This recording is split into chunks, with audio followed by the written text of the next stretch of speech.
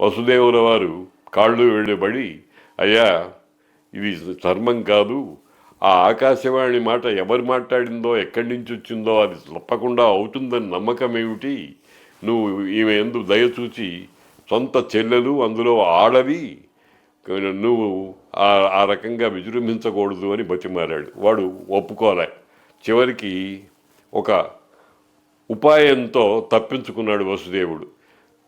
ఎందో సంతానం నీకు ప్రాణాలు తీసేది అవుతుందన్నావు కదయ్యా, కాబట్టి నేనేం చేస్తానంటే పుట్టిన పిల్లవాడిని పుట్టినట్టుగా నీకు అప్పగిస్తాను, నీకు అప్పుడు ప్రమాదం లేదు కదా అని ఒక ఒడంబడిక చేసుకున్నాడు. ఆ చేసుకున్న దాని ప్రకారంగా వాడు ఒప్పుకున్నాడు. వీళ్ళిద్దరినీ కారాగారంలో బంధించాడు, దేవకి వసుదేవుల్ని. తండ్రి ఉగ్రసేనుడు అనేటువంటి ఆయన్ని బంధించాడు. తాను రాజ్యమేలుతూ ఈ ప్రమాదం రాకుండా అనేకమైనటువంటి ఏర్పాట్లు చేసుకున్నాడు.